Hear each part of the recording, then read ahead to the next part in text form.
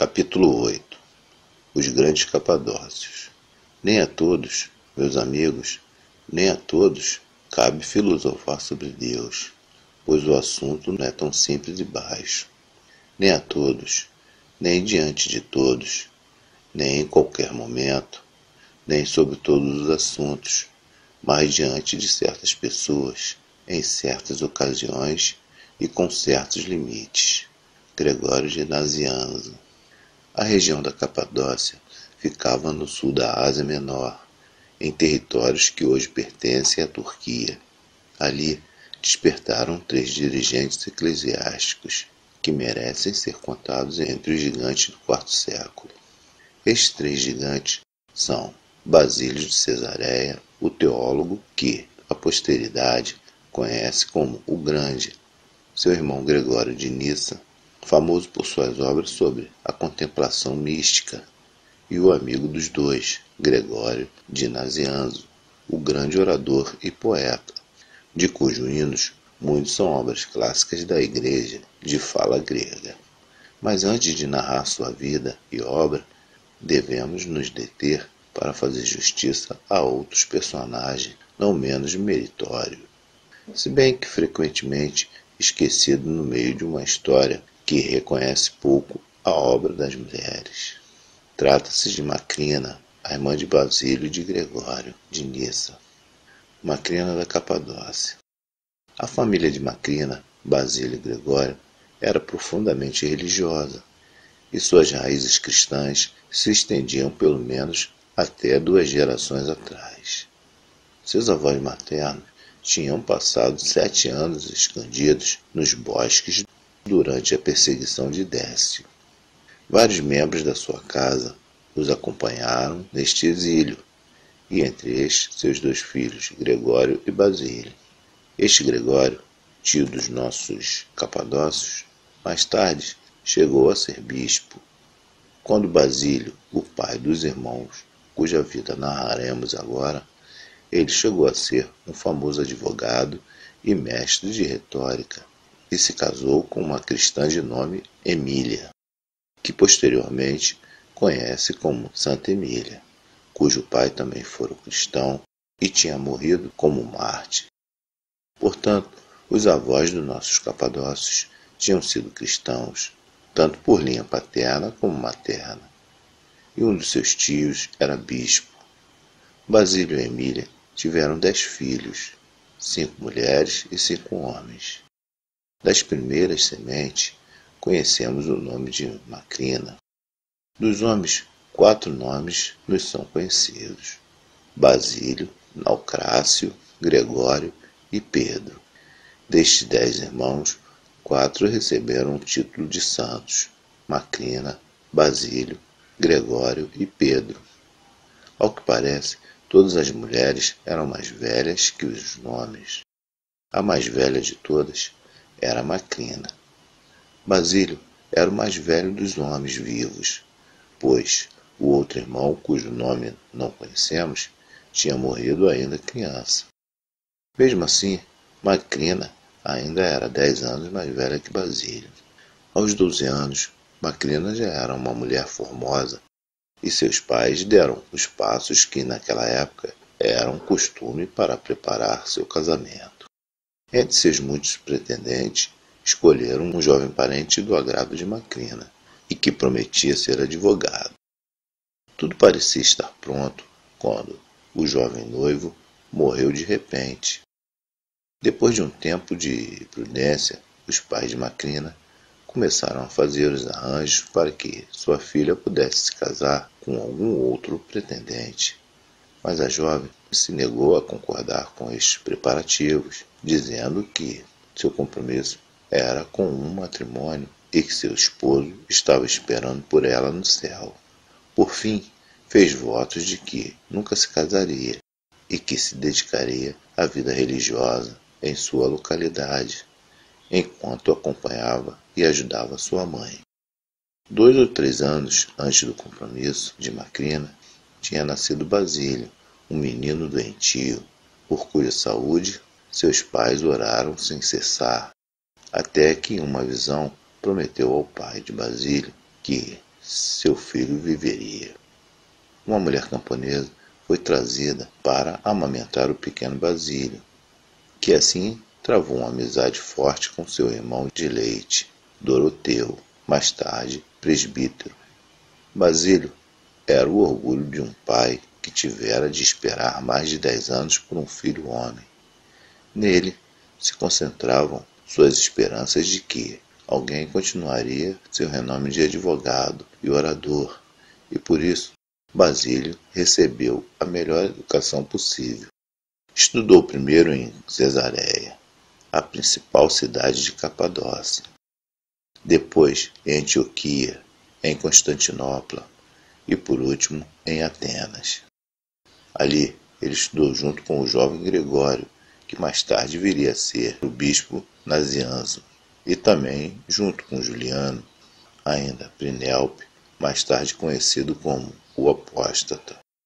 Quando Basílio voltou para Cesareia, depois desses estudos, ele vinha inchado da sua própria sabedoria. Todos o respeitavam, tanto por seu conhecimento como pelo prestígio de sua família. Logo, lhe foi oferecida e ele aceitou a cátedra de retórica da Universidade de Cesareia. Então Macrina interveio. Disse-lhe, sem rodeio, que ele estava envaidecido, como se ele fosse o melhor de todos os habitantes de Cesareia, e que faria bem em não aceitar tanto os autores pagãos e em tentar viver mais o que os cristãos ensinavam e aconselhavam. Basílio tentou se desculpar e fazia tudo o possível para não dar atenção à irmã, que, acima de tudo, carecia dos conhecimentos que ele tinha adquirido em Constantinopla, Antioquia e Atenas. As coisas estavam nisto quando chegaram notícias desoladoras. Alguns anos antes, Leucrácio, o irmão que em idade seguia Basílio, tinha se retirado para a propriedade campestre que a família possuía em Anese. Ali ele levava uma vida de contemplação, atendendo às necessidades dos naturais do lugar. Um dia em que ele parecia se encontrar em perfeito estado de saúde, ele saiu para pescar e morreu de repente. Estas notícias comoveram Basílio. Por causa da sua idade, Leucrácio e ele tinham sido muito unidos. Nos últimos anos, seus caminhos tinham se separado, pois enquanto Leucrácio tinha se separado da pompa do mundo, Basílio tinha se dedicado precisamente a procurar estas pompas e a tinha encontrado.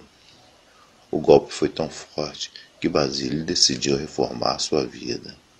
Renunciou à sua cátedra e a todas as outras honras, e pediu a Macrina que lhe ensinasse os segredos da vida religiosa. Pouco antes, o ancião Basílio tinha falecido, e foi ela quem se encarregou de consolar e fortalecer a família abatida.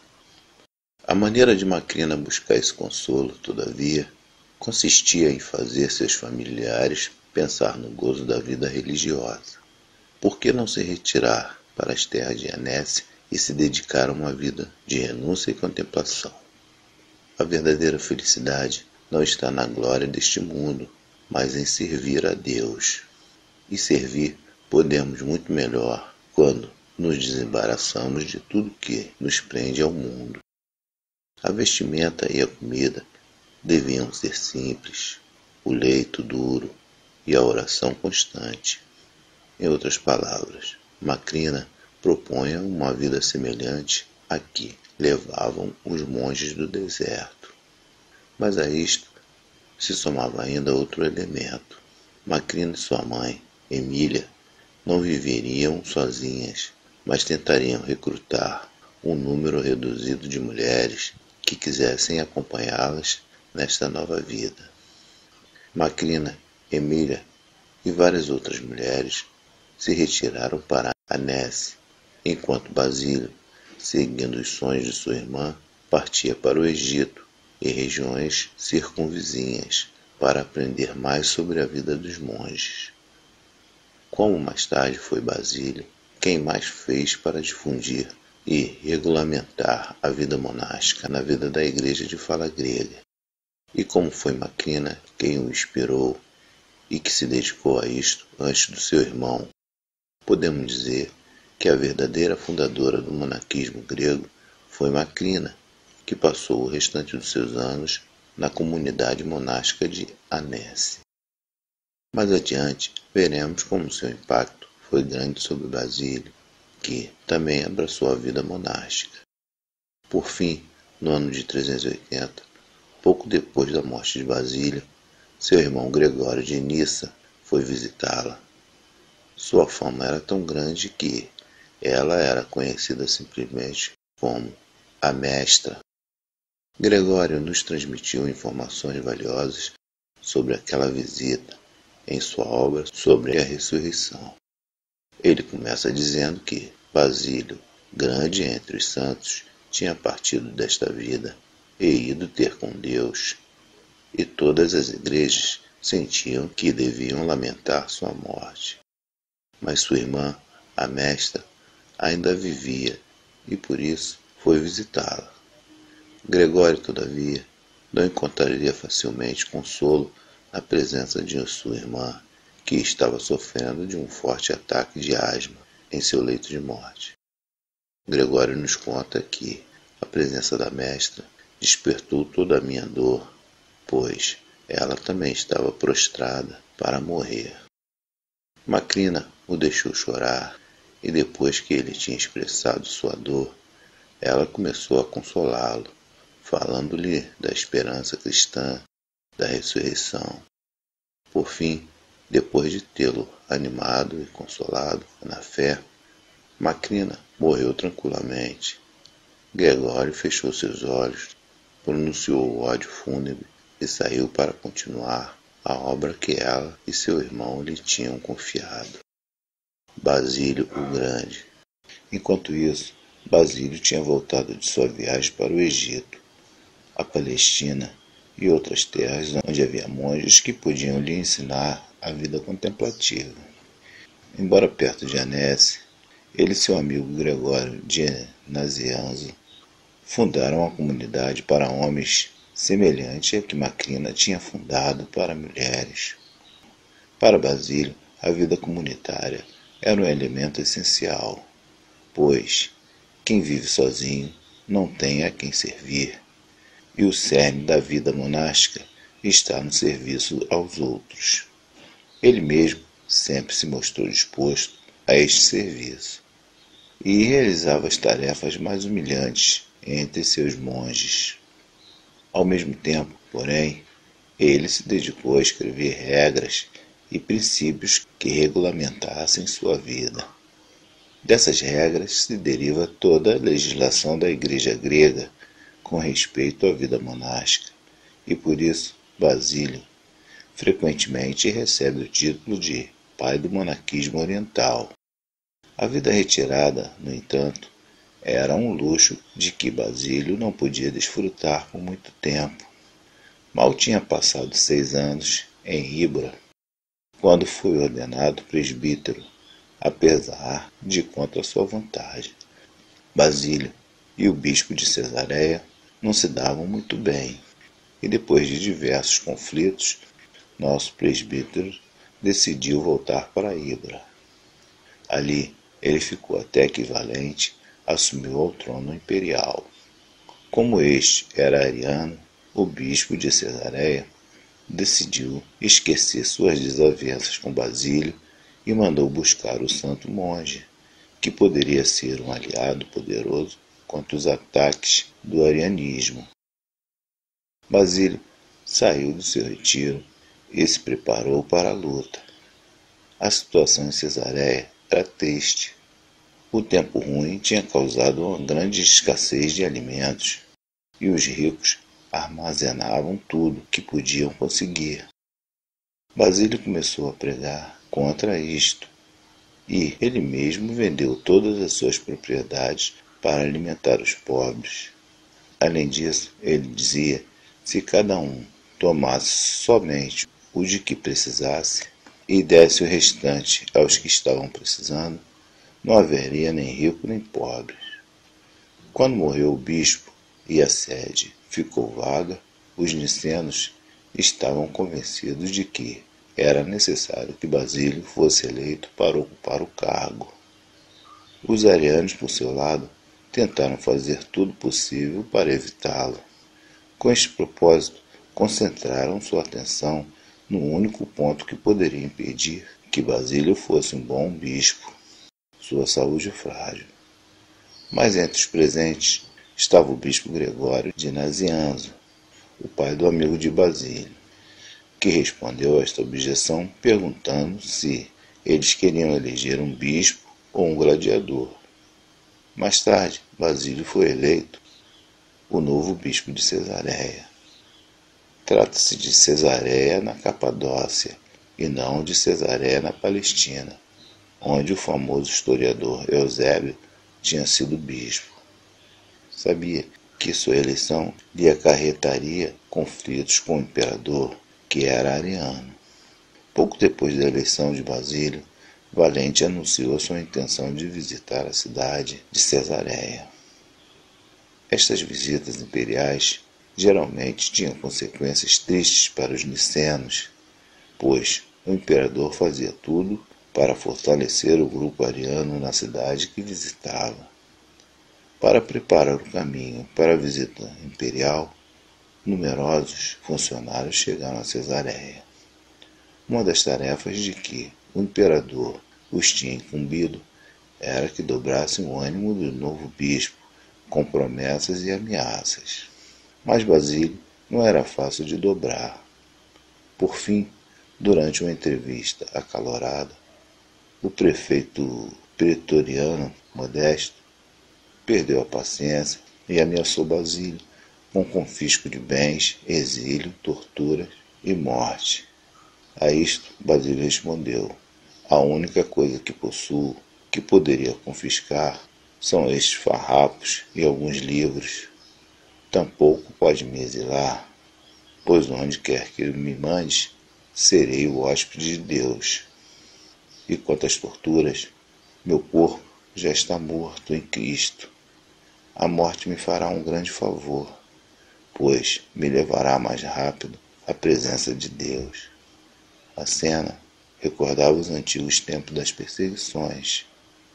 Surpreso, Modesto lhe confessou que nunca ninguém se atrevera a lhe falar nestes termos. A isto, Basílio respondeu: talvez isto seja porque nunca tropeçaste no verdadeiro bispo. Valente, por fim, chegou a Cesareia. Quando levou sua oferta para o altar, ninguém se aproximou para recebê-la. Valente se sentiu humilhado e comovido com esta firmeza, até que, afinal, o próprio Basílio, deixando claro que era quem estava fazendo um favor ao imperador e não vice-versa, se aproximou e recebeu a oferta.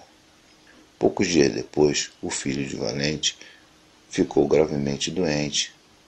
Os médicos não davam nenhuma esperança, e o imperador se viu obrigado a recorrer às orações do famoso bispo de Cesareia.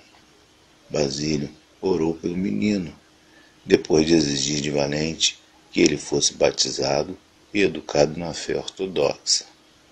O doente melhorou e Basílio partiu com a boa vontade do imperador. Mas na ausência do bispo, os arianos da corte convenceram Valente que a melhora era somente uma coincidência e que ele não precisava cumprir a promessa que tinha feito a Basílio. Assim que Valente se deixou convencer pelos arianos, o menino adoeceu de novo e morreu. A partir de então, o imperador sentiu pelo bispo de Cesareia um ódio sem limite, unido a um temor profundo. Este ódio e temor ficaram evidentes na última tentativa de Valente de se opor a Basílio. O imperador decidiu que a melhor maneira de tratar o bispo teimoso era enviá-lo ao exílio. Com isso em mente, ele se pôs a redigir o Edito do Desterro. Mas cada vez que ele tomava da pena para selar sua decisão com sua assinatura, a pena quebrava. Valente simplesmente não conseguiu refrear o temor que o dominava. Por fim, de que estava recebendo uma advertência do alto, o imperador decidiu que mais sábio era deixar em sua paz o venerado bispo de Cesareia. A partir de então, Basílio pôde se dedicar inteiramente às atividades de seu bispado. Além de agir como pastor hábil, ele continuou organizando e dirigindo a vida monástica. Introduziu também algumas reformas na liturgia, se bem que a chamada liturgia de São Basílio não é propriamente dele, mas um trabalho de data posterior. Em meio a todo esse trabalho, Basílio estava profundamente envolvido nas controvérsias sobre a doutrina da Trindade, a que os arianos se opunham, mediante uma ampla correspondência e vários tratados teológicos. Basílio contribuiu para o triunfo final da doutrina trinitária que o Concílio de Nicéia tinha proclamado. Mas assim como Atanásio, ele não pôde ver este triunfo final, pois morreu poucos meses antes que o Concílio de Constantinopla, no ano de 381, confirmasse a doutrina nicena. Gregório de Nissa. O irmão menor de Basílio, Gregório de Nissa, tinha um temperamento totalmente oposto do famoso bispo de Cesareia. Enquanto Basílio era arrogante, tempestuoso e inflexível, Gregório preferia o silêncio, a quietude e o anonimato. Não estava em seu sangue, nem em seus propósitos fazer-se campeão de causa alguma, mas somente da vida descansada, do que foge do barulho mundano. Sua educação, se bem que boa, não foi tão esmerada como a de Basílio. Por algum tempo, ele quis ser advogado e professor de retórica como seu pai, seu irmão mais velho. Mas ele nunca abraçou estas metas com o fervor de Basílio, e também não se interessou em se distinguir como o orador mais hábil da comarca. Enquanto Basílio e seu amigo Gregório de Nazianzo se dedicavam com fervor à vida monástica, o jovem Gregório se casou com uma jovem muito bela, Teosébia, com quem parece ter sido muito feliz. Quando, anos mais tarde, ele escreveu um tratado sobre a virgindade, os argumentos que apresentou em defesa desse estado eram característicos de seu temperamento. Na sua opinião, quem não se casa não precisa passar por dor de ver sua esposa em dores de parto, nem pela dor maior de perdê-la. Para ele, a vida retirada era uma maneira de evitar as lutas e as dores da vida ativa. Por todas essas razões, Gregório de Nissa foi um dos grandes capadócios que mais distinguiu por sua vida mística e por seus escritos, onde a descrevia e estabelecia diretrizes para os que decidissem segui-la. Até o dia de hoje, suas obras místicas estão entre as obras clássicas da literatura contemplativa. As lutas da época, porém, eram por demais importantes para que alguém do calibre de Gregório pudesse subtrair a elas. Quando o imperador Valente, em seu intento de limitar o poder de Basílio, dividiu a província de Capadócia em duas partes, este respondeu nomeando novos bispos para várias pequenas populações e até mesmo aldeias. Uma dessas novas sedes era a de Nissa, e Basílio chamou seu irmão para ocupá-la. Na realidade, Gregório não lhe prestou muito apoio, porque logo se viu obrigado a fugir da sua igreja e se esconder até a morte de Valente. Mas pouco depois, quando tanto Valente como Basílio tinham morrido, Gregório acabou sendo um dos principais líderes do partido niceno. E como tal, o Concílio de Constantinopla o recebeu e tratou em 381. Mesmo sendo ele uma pessoa silenciosa e humilde, os escritos de Gregório mostram o fogo interior do seu espírito, tanto nas obras místicas como nas que dedicou à controvérsia trinitária. Assim como Basílio, Gregório ajudou a esclarecer a doutrina nicena e assim contribuiu para seu triunfo em Constantinopla. Depois desse grande concílio, o imperador Teodósio fez dele um dos seus principais conselheiros em assuntos teológicos, e Gregório se viu obrigado a viajar para diversas partes do império, até mesmo a Arábia e Babilônia. Tudo isto, mesmo tendo muito valor, sempre lhe pareceu ser um obstáculo que o impedia de voltar à vida tranquila que tanto amava.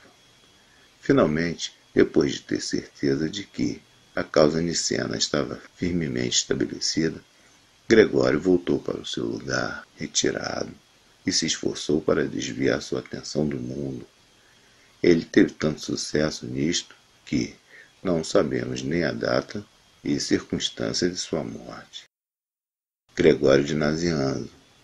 O terceiro dos três grandes capadócios foi Gregório de Nazianzo, o jovem que Basílio tinha conhecido quando ambos estudavam em Atenas. Gregório era filho do bispo de Nazianzo, que também se chamava Gregório, e de sua esposa Nona, pois, naquela época, ainda não era proibido que os bispos fossem casados. O pai de nosso Gregório tinha sido herege, mas se convertera através de seu casamento com Nona, e, algum tempo depois, passara a ocupar o cargo de bispo na povoação. Assim, como no caso de Basílio, a família de Gregório era profundamente devota, a ponto de a tradição lhe ter conferido o título de santos ao seu pai, Gregório o Velho, e a Nona, bem como seus irmãos Cesário e Gorgânia, e o seu primo-irmão Anfilóquio. Também assim como Basílio, Gregório dedicou boa parte da sua juventude ao estudo. Depois de passar algum tempo em Cesareia, ele foi estudar em Atenas, onde viveu uns 14 anos, e onde fez amizade tanto com Basílio como com o príncipe Juliano. Tinha 30 anos quando decidiu voltar à sua terra natal, onde se dedicou a uma vida ascética em companhia de Basílio. Enquanto isso, seu irmão Cesário se tornara um médico famoso, que fixara residência em Constantinopla, onde serviu primeiro a Constância e depois a Juliano. Mas nenhum outro caso, Cesário se deixou levar, seja pelo arianismo de Constâncio, seja pelo paganismo de Juliano. Em Nazianzo, Gregório logo se destacou por sua oratória hábil, e o resultado foi que, quando ele menos esperava, ele foi ordenado presbítero à força.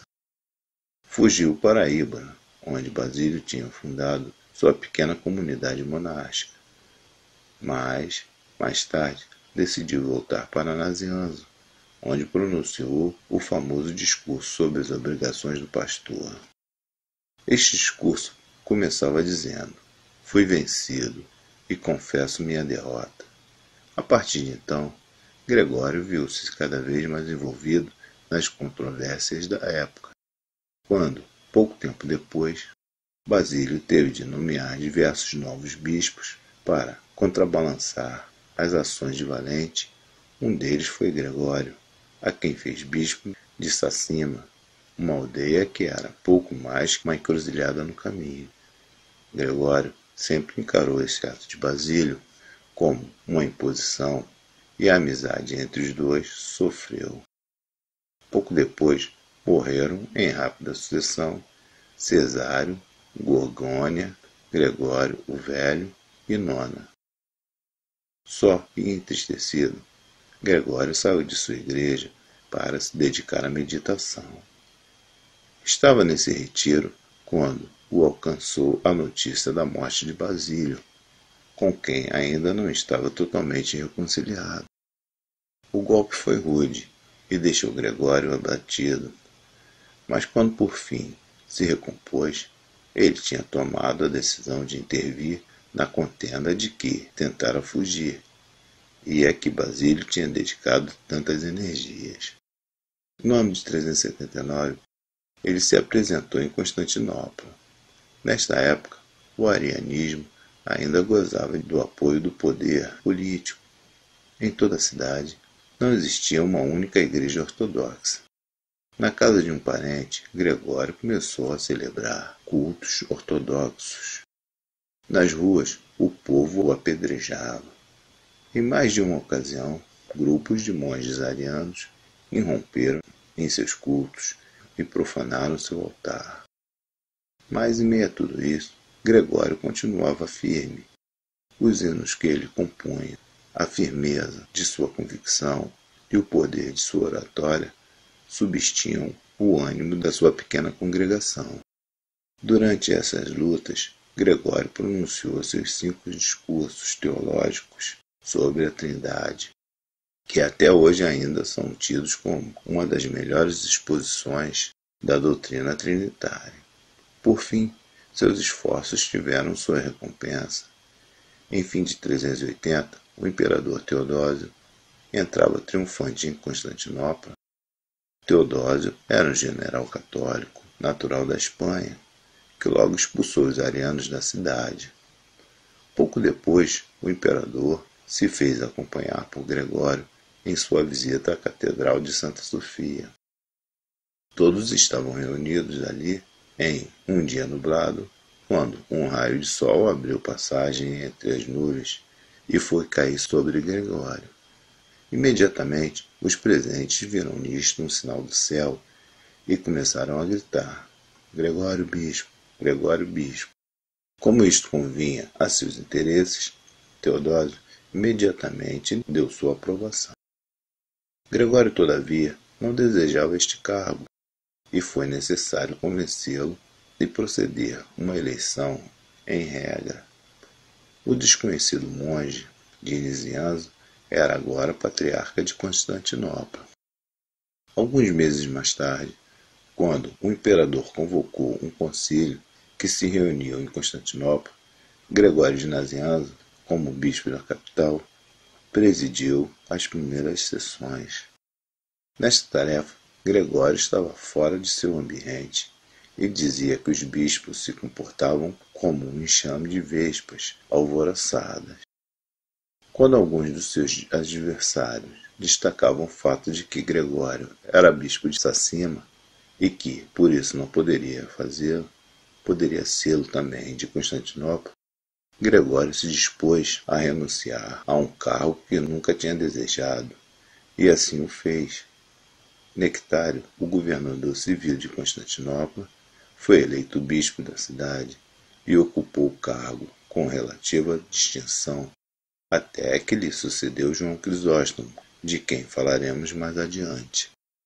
O concílio de Constantinopla reafirmou o que o de Nicéia tinha dito sobre a divindade do Verbo, e acrescentou que poder-se-ia dizer a mesma coisa do Espírito Santo. Este concílio, portanto, proclamou definitivamente a doutrina da Trindade. Em grande medida, suas decisões e a teologia que estas decisões refletiam foram obra dos grandes capadócios. Quanto a Gregório, ele voltou à sua terra natal e se dedicou às tarefas pastorais e a compor hinos. Quando soube que Teodósio pensava em convocar outro concílio e queria pedir-lhe que o presidisse, Gregório recusou energicamente. Morreu, por fim, longe da pompa civil e eclesiástica, em seu retiro de Arianzo, com uns 60 anos de idade. Capítulo 9. Ambrósio de Milão. Deus ordenou que todas as coisas fossem produzidas, de modo que houvesse comida em comum para todos, e que a terra fosse a herança comum de todos. Por isso, a natureza produziu um direito comum a todos, mas a avareza fez disso um direito de alguns poucos. Ambrósio de Milão. Entre os muitos gigantes cristãos que o século IV produziu, nenhum levou uma vida tão interessante como Ambrósio de Milão. Sua eleição para o bispado O ano era 373, quando a morte do bispo de Milão veio turbar a paz dessa grande cidade. Ausêncio, o bispo falecido, tinha sido posto nesse cargo por um imperador ariano que tinha enviado para o exílio o bispo anterior. Agora, a sede estava vaga e a eleição ameaçava transformar-se em um tumulto que poderia ser sangrento, pois tanto os arianos como os nicenos estavam decididos a fazer com que um dos seus fosse eleito. Para evitar derramamento de sangue, Ambrósio, o governador da cidade, foi pessoalmente à igreja onde seria realizada a eleição. Seu governo justo e eficiente lhe tinha conquistado a simpatia do povo. Natural de Trevres, Ambrósio era filho de um alto funcionário do império e, por isso, esperava que sua carreira política o levasse à posição cada vez mais elevada. Mas, para que sua carreira não fosse arruinada, era necessário evitar uma desordem violenta na eleição do novo bispo de Milão.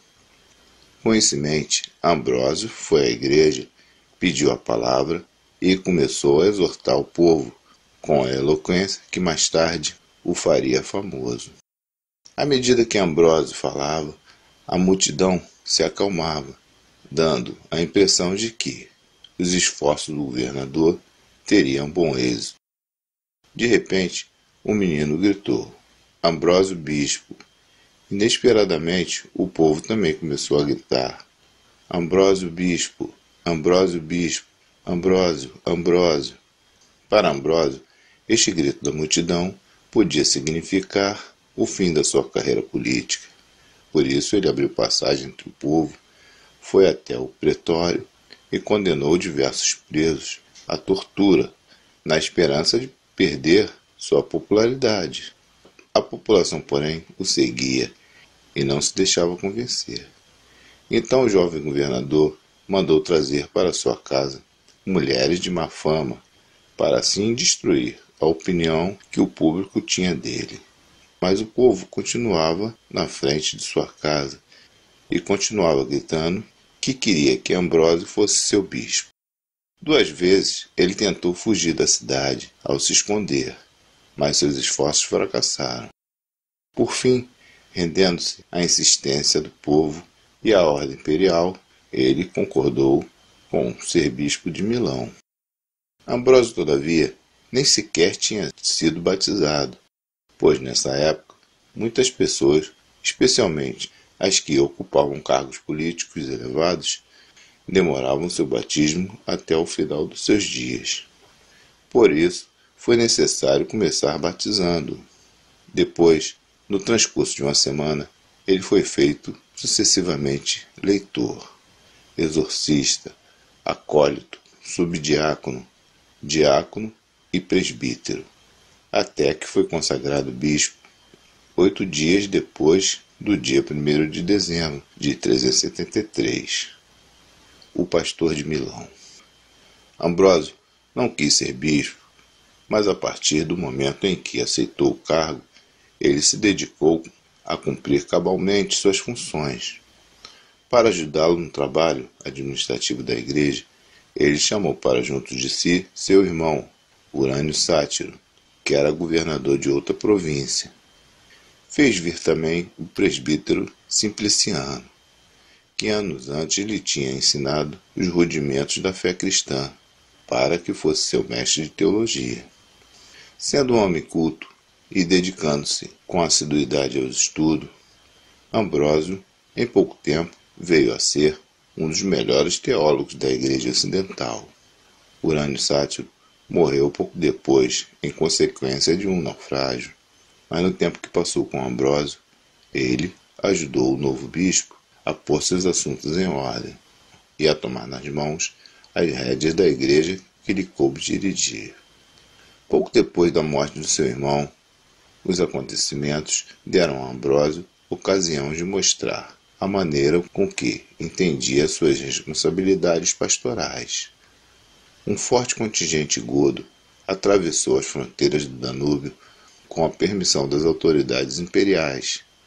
mas logo se rebelou e cometeu muitos atos de violência na região, a leste de Milão.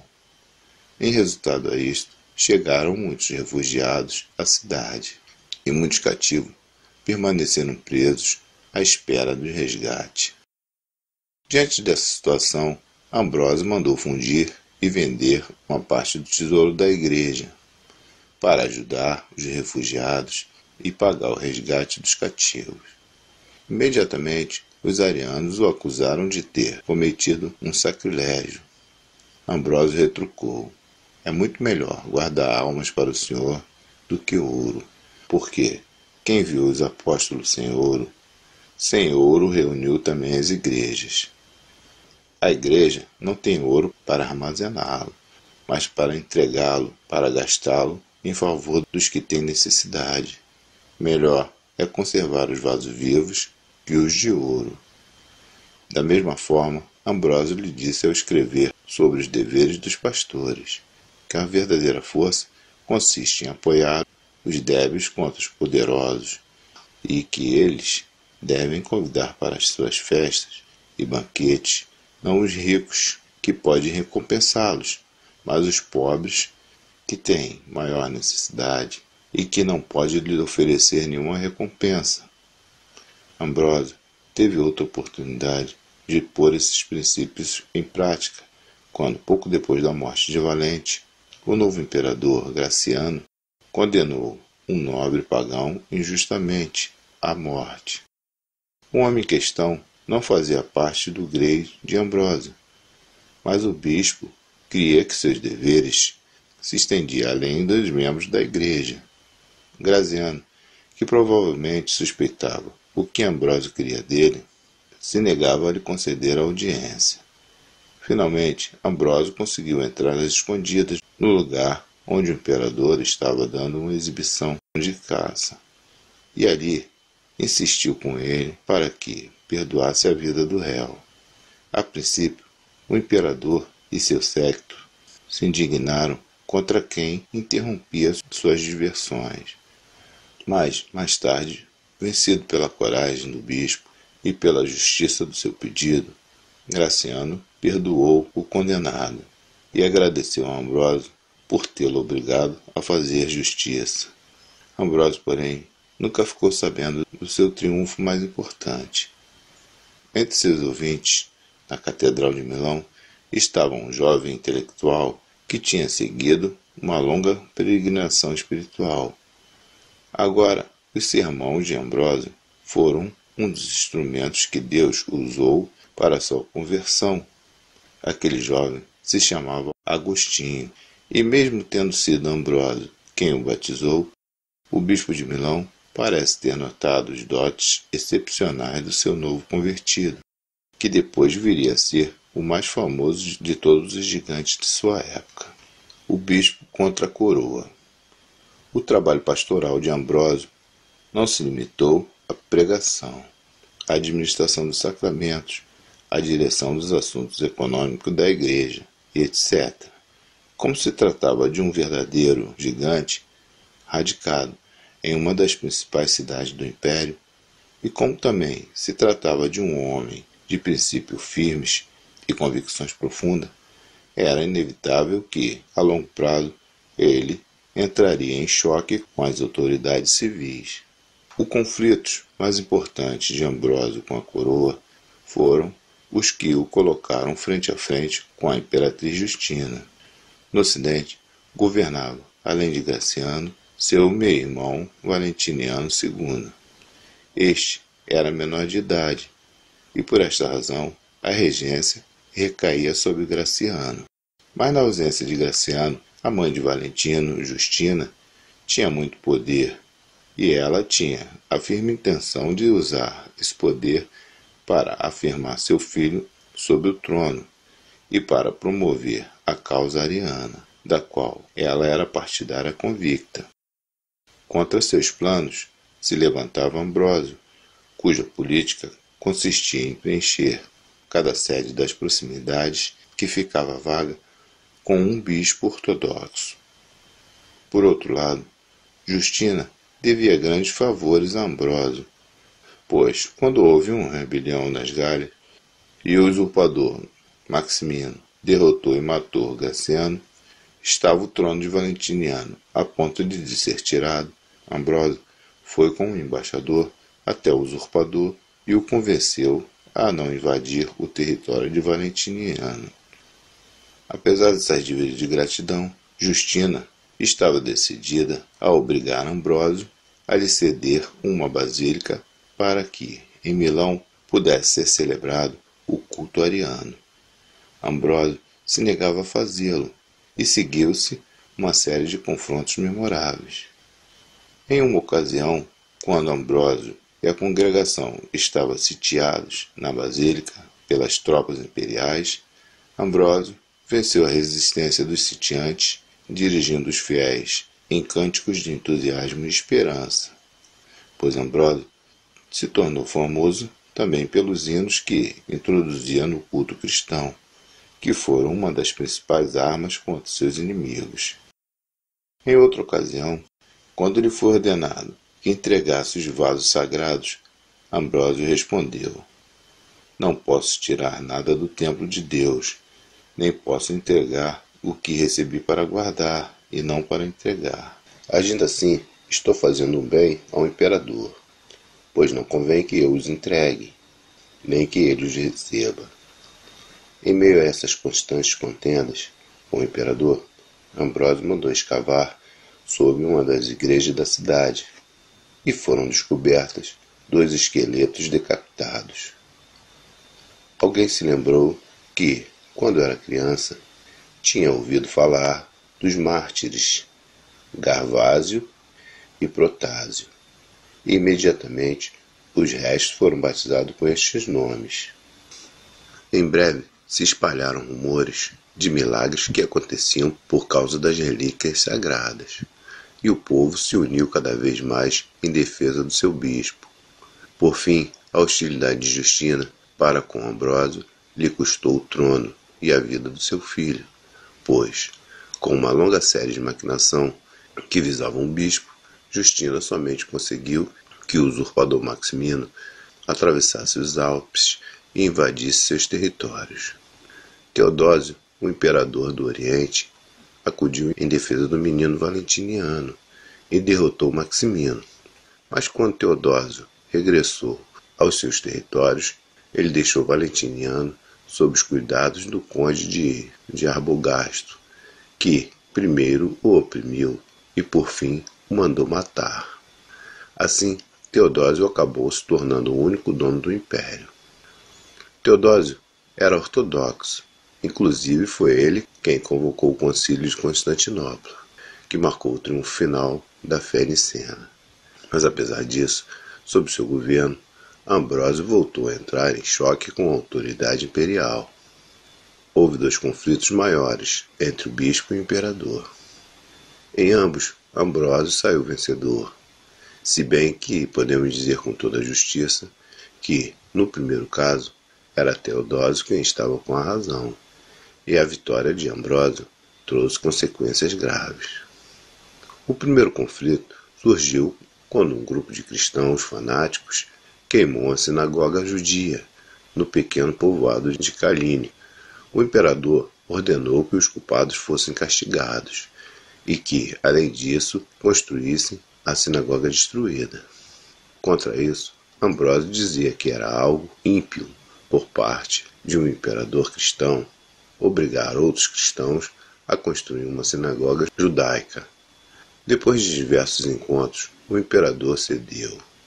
Os judeus ficaram sem sinagoga e os incendiários ficaram impunes. Isso estabeleceu um triste precedente, pois mostrava que, em um império que se chamava de cristão, os que não eram não podiam contar com a proteção da lei. O outro conflito deveu-se a uma causa muito mais justa. Em Tessalônica houve um levante popular e o povo sublevado matara o comandante da cidade. Ambrósio, que conhecia o caráter irascível do imperador, foi vê-lo e o aconselhou a agir com moderação. Mas assim que o bispo tinha partido, os cortesões aconselharam Teodósio a tomar fortes medidas de represália contra os habitantes de Tessalônica. Maliciosamente, Teodósio fez correr a notícia de que a cidade estava perdoada. Mas quando a maior parte da população se encontrava no circo, celebrando o perdão imperial, as tropas cercaram o local e, por ordem de Teodósio, mataram 7.000 pessoas. Quando ficou sabendo do que acontecera, Ambrósio resolveu exigir de Teodósio um arrependimento público. Quando, algum tempo depois, Teodósio veio para o culto, o bispo o enfrentou na porta, impedindo-lhe a entrar com o braço esticado, disse ao imperador: detente, um homem como tu, manchado de pecado, com as mãos banhado em sangue de justiça, é indigno, até que arrependas, de entrar nesse recinto sagrado e de participar da ceia. Diante dessa atitude do bispo, vários cortesões quiseram usar de violência contra ele. Mas o imperador reconheceu a justiça de que Ambrósio lhe dizia e deu mostras públicas de seu arrependimento. Como sinal e como uma confissão do seu caráter irascível, Teodósio ordenou que qualquer pena de morte seria efetiva somente 30 dias depois de ordenada. A partir de então, as relações entre Teodósio e o bispo de Milão foram cada vez mais cordiais. Quando, por fim, o imperador viu a morte se aproximar, chamou para seu lado o bispo, que tinha se atrevido a censurá-lo publicamente. Nessa época, a fama de Ambrósio já era tão grande que Friticalda, a rainha dos bárbaros marcomanos, pediu que ele escrevesse um manual de instrução sobre a fé cristã. Depois de ler o que Ambrósio lhe enviara, Fritigalda decidiu visitá-lo. Mas quando estava a caminho de Milão, recebeu notícia de que o famoso bispo tinha morrido. Era o dia 4 de abril de 397, domingo de ressurreição. Capítulo 10. João Crisóstomo. Como pensas cumprir os mandamentos de Cristo, se só visas o lucro, amontoando empréstimos, comprando escravos como gado, somando negócios a negócios? E isso não é tudo. A tudo isso acrescentas a justiça, apossando-te de terras e casas, e aumentando a pobreza e a fome. João Crisóstomo. 100 anos depois da sua morte, João de Constantinopla recebeu o título pelo qual o conhece a posteridade: João Crisóstomo, o homem da língua dourada. Esse título era bem merecido, pois, em um século que produziu oradores como Ambrósio de Milão e Gregório de Nazianzo, João de Constantinopla se ergueu acima de todos os gigantes. Para João, todavia, o púlpito não era simplesmente uma tribuna onde ele oferecia brilhantes peças de oratório. Ele foi antes a expressão oral de toda a sua vida, cenário da sua batalha contra os poderes do mal. Vocação insubornável que mais tarde lhe custou o desterro e até a vida. Voz do deserto que clama na cidade, Crisóstomo foi monge acima de tudo. Antes de ser monge, foi advogado, educado em sua própria cidade natal, de Antioquia, pelo famoso orador pagão Libânio. Conta-se que quando alguém perguntou ao velho mestre quem deveria ser seu sucessor, lhe afirmou: João, mas os cristãos se apossaram dele. Antusa, a mãe de João, era uma cristã fervorosa e amava seu filho com um amor profundo e possessivo. Aos 20 anos de idade, o jovem advogado solicitou a inclusão do seu nome na lista dos que se preparavam para o batismo. E 3 anos depois, que era o período de preparo exigido então, ele foi batizado nas águas pelo bispo Melécio. Tudo isto era do agrado de Antusa. Mas quando seu filho comunicou seu propósito de abandonar a cidade e se dedicar à vida monástica, isto foi demais para ela, e ela o fez prometer que ele não a abandonaria enquanto ela vivesse. A resposta de João foi simplesmente organizar um mosteiro em sua própria casa. Ali, ele viveu em companhia de 3 amigos de sentimentos semelhantes, até que, morta sua mãe, ele foi viver entre os monges da montanha da Síria. 4 anos ele passou aprendendo a disciplina monástica, e outros 2 praticando-a com todo rigor em meio à mais completa solidão. Como ele mesmo diria, esta vida monástica talvez não fosse o melhor preparo para a tarefa pastoral. Muitos que passam da solidão monástica à vida ativa dos sacerdotes ou bispos se evidenciam completamente incapazes de enfrentar as dificuldades da nova situação. Seja como for, João regressou a Antioquia depois de seus 6 anos de retiro monástico. Foi ordenado diácono e pouco depois presbítero. Como tal, ele começou a pregar, e sua fama logo se espalhou por toda a igreja de fala grega. Quando o bispado de Constantinopla ficou vago, em 397, João foi obrigado por ordem imperial a ocupar o cargo. Sua popularidade era tão grande em Antioquia que as autoridades mantiveram em segredo o que tramavam. Simplesmente o convidaram a visitar uma capela fora da cidade, e quando estava distante do povo, ordenaram-lhe que entrasse na carroça imperial, no qual ele foi levado para Constantinopla contra sua vontade. Ali ele foi consagrado bispo ou patriarca, pois o bispo dessa cidade ostentava esse título em princípios de 398. Constantinopla era uma cidade rica, dada ao luxo e às intrigas políticas. Esta situação tinha piorado porque o grande imperador Teodósio tinha morrido e os 2 filhos que lhe tinham sucedido, Honório e Arcádio, eram indolentes e ineptos. Arcádio, que oficialmente governava o Oriente de Constantinopla, por sua vez, se deixava governar pelo administrador do palácio, Eutrópio, que utilizava seu poder para satisfazer suas próprias ambições e as de seus amigos. Eudóxia, a imperatriz, se sentia humilhada pelo poder do administrador, apesar de dever a ele a possibilidade de ter casado com Arcádio. Na própria escolha de João, não faltaram intrigas de que ele mesmo sabia, pois Teófilo, o patriarca de Alexandria, tinha feito tudo o que podia para colocar no trono o episcopal de Constantinopla, um alexandrino.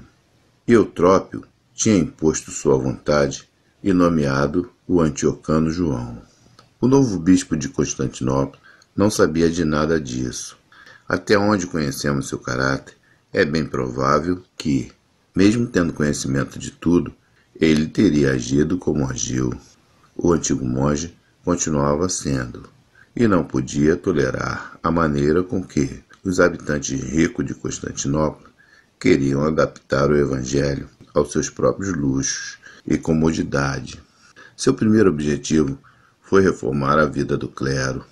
Alguns sacerdotes que diziam ser celibatário tinham em suas casas mulheres que chamavam de irmãs espirituais, e isto escandalizava a muitos. Outros clérigos tinham se tornado ricos e viviam em tanto luxo como os poderosos civis da grande cidade. As finanças da igreja estavam completamente desorganizadas e a tarefa pastoral era negligenciada. João logo enfrentou todos os problemas, proibindo que as irmãs espirituais vivessem com os sacerdotes e exigindo que estes levassem uma vida austera. As finanças foram submetidas a um sistema de controle detalhado. Os objetos de luxo que havia no palácio do bispo foram vendidos para dar de comer aos pobres, e o clero recebeu ordem para abrir as igrejas durante as tardes para que as pessoas que trabalhavam pudessem entrar nelas. É desnecessário mencionar que isto tudo, apesar de lhe conquistar o respeito de muitos, também lhe granjeou o ódio de outros. A reforma, no entanto, não poderia ser limitada ao clero. Era necessário que os leigos também levassem uma vida mais de acordo com os princípios evangélicos. Por isso, o orador de língua dourada trovejava do púlpito. Esse freio de ouro na boca do seu cavalo, este aro de ouro no braço do teu escravo, esse adorno dourado em teus sapatos, são sinais de que estás roubando o órfão e matando de fome a viúva. Depois de morreres, quem passar pela tua casa dirá: com quantas lágrimas ele construiu esse palácio. Quantos órfãos se viram nus, quantas viúvas injuriadas, quantos operários receberam salários injustos. Assim, nem mesmo a morte te livrará dos teus acusadores. Era o monge do deserto que clamava na cidade. Era a voz do cristianismo antigo, que não se dobrava às tentações do cristianismo imperial. Era um gigante cuja voz fazia tremer até os fundamentos da sociedade. Não porque sua língua era de ouro, mas porque suas palavras eram do alto. A volta para o deserto. Os poderosos não podiam tolerar aquela voz que do púlpito da igreja de Santa Sofia, a maior de toda a cristiandade, os convocava para uma obediência absoluta ao evangelho em que diziam crer. Eutrópio, que fizera com que ele fosse nomeado bispo, esperava favores e concessões especiais. Mas para João, Eutrópio era somente um crente a mais, e era necessário pregar para ele o evangelho com todas as suas exigências. E o resultado foi que Eutrópio se arrependeu, não de seus pecados, mas de ter mandado buscar João em Antioquia. Por fim, o conflito surgiu abertamente por causa do direito a exílio. Algumas pessoas que fugiram da tirania de Eutrópio se refugiaram na igreja de Santa Sofia. O administrador simplesmente enviou os seus soldados para buscá-los, mas o bispo foi inflexível e proibiu aos soldados que entrassem no santuário. Eutrópio foi reclamar ao imperador, mas Crisóstomo recorreu ao seu púlpito, e pela primeira vez Arcádio se recusou a atender às exigências do seu favorito. Começava a queda de Eutrópio, e fora o humilde mas austero monge quem a causara. Pouco depois, uma série de circunstâncias políticas provocaram a queda definitiva de Eutrópio. Era isso que o povo esperava. Logo a multidão inundou as ruas, exigindo vingança contra quem o tinha oprimido e explorado. Eutrópio não teve outra alternativa que correr para Santa Sofia e abraçar o altar. Quando o povo chegou em sua busca, Crisóstomo saiu em seu encontro e invocou o mesmo direito a exílio que antes tinha invocado contra Eutrópio, contra o povo, contra o exército e, por último, contra o imperador. Crisóstomo defendeu a vida de Eutrópio, que continuava refugiado em Santa Sofia, até que tentou escapar, e seus inimigos o capturaram e o mataram. Havia também outros inimigos que Crisóstomo fizera entre os poderosos. Eudóxia, a esposa do imperador, não via com bons olhos o crescente poder do bispo. Além disso, o que era dito do púlpito de Santa Sofia não cabia bem à imperatriz, ou lhe cabia bem demais. Quando Crisóstomo descrevia a pompa e a insensatez dos poderosos, Eudóxia sentia que os olhos do povo se voltavam para ela. Era necessário fazer calar aquela voz do deserto que clamava em Santa Sofia. A imperatriz fez donativos especiais à igreja. O bispo lhe agradeceu e continuou pregando como antes. Então a imperatriz recorreu ao método mais direto. Quando Crisóstomo teve de ausentar da cidade para atender a certos assuntos eclesiásticos em Éfeso, Eudóxia se aliou a Teófilo de Alexandria. Quando voltou para Constantinopla, Crisóstomo se viu acusado de uma longa lista de acusações ridículas.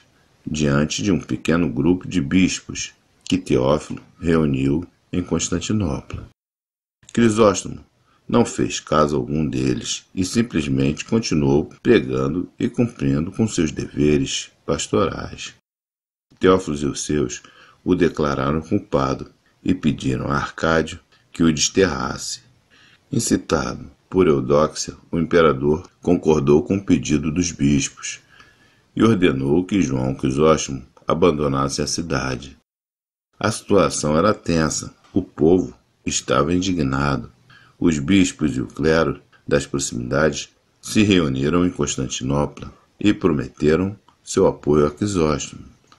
A única coisa que ele precisava fazer era dar a ordem e os bispos constituiriam um sínodo que condenasse Teófilo e os seus, enquanto o povo se sublevava para fazer tremer o fundamento do império. Só a palavra do eloquente bispo faria a conspiração cair por terra. Arcádio e Eudóxia sabiam disto e se prepararam para a luta. Crisóstomo também o sabia, mas ele amava demasiadamente a paz e por isso se preparava para o exílio. 3 dias depois de receber a ordem imperial, ele se despediu dos seus e se entregou às autoridades. O povo, todavia, não estava disposto a se render tão facilmente. As ruas fervilhavam de pessoas prontas para uma rebelião. Os soldados e imperadores não se atreviam a aparecer em público. Durante a noite, como se fosse um sinal da ira divina, a terra tremeu. Poucos dias depois, atendendo às súplicas assustado de Eudóxia, Crisóstomo voltou para a cidade e seu púlpito, em meio à aclamação do povo. O bispo tinha voltado, mas as causas do conflito não estavam solucionadas. Depois de vários meses de intrigas, confrontos e humilhações, Crisóstomo recebeu uma nova ordem de exílio, e outra vez, mesmo que contra o conselho de muitos dos seus seguidores, ele se entregou aos soldados, tranquila e secretamente, a fim de evitar um distúrbio cujas consequências o povo sofreria. O distúrbio, no entanto, era inevitável. O povo se reuniu na Catedral de Santa Sofia e arredores. Enquanto a multidão se rebatia com o exército, irrompeu um incêndio que consumiu a catedral e vários edifícios vizinhos. Ao tumulto se seguiram as investigações e a vingança. Nunca se soube a causa do incêndio, mas muitos foram torturados, e os mais conhecidos amigos do bispo deposto foram enviados para o exílio. Enquanto isso, o pregador da língua dourada marchava para o exílio na remota aldeia de Cucusso. Agora não tinha mais púlpito. Ele tomou a pena e o mundo se comoveu. O bispo de Roma, Inocêncio, abraçou sua causa e muitos seguiram seu exemplo. Somente os tímidos e os adoradores, além de Teófilo de Alexandria, justificavam a atitude do imperador. A controvérsia fervia em todos os lugares. A pequena aldeia de Cucusso parecia ter se tornado o centro do mundo. Mais tarde, os inimigos de Crisóstomo decidiram que a remota aldeia de Cucusso ainda estava próximo demais e ordenaram que o bispo deposto fosse levado ainda mais longe, a um lugar frio e desconhecido, na margem do Mar Negro. Os soldados que deviam acompanhá-lo em sua viagem receberam instruções de que não era necessário se preocupar demais com a saúde do seu prisioneiro, e se ele não chegasse ao seu destino, isto não seria muito lamentável. A saúde de Crisóstomo fraquejava, e quando sentiu que chegara o momento de morrer, pediu que o levassem a uma pequena igreja no caminho, onde tomou a ceia e se despediu dos que rodeavam e terminou sua vida com seu sermão mais curto e eloquente. Em todas as coisas, glória a Deus. Amém. A vida de Crisóstomo e Ambrósio, comparadas, nos são indícios no rumo diferente que, a longo prazo, as igrejas do Oriente e do Ocidente encetariam. Ambrósio enfrentou o mais poderoso imperador da sua época e saiu vencedor. Crisóstomo, por sua vez, foi destruído e enviado para o exílio pelo débil Arcádio. A partir do próximo século, a Igreja do Ocidente, isto é, a de fala latina, se tornaria cada vez mais poderosa, em meio aos desastres que destruíram o poder do Império. No Oriente, pelo contrário, o Império duraria por mais 1000 anos, às vezes forte, outras vezes fracos. Esse rebento oriental do velho Império Romano, o chamado Império Bizantino, guardaria com zelo suas prerrogativas sobre a Igreja. Teodósio não foi o último imperador do Ocidente que teve de se humilhar diante de um bispo de fala latina. E João Crisóstomo, o da língua de ouro, não foi o último bispo de fala grega enviado para o exílio por um imperador do Oriente.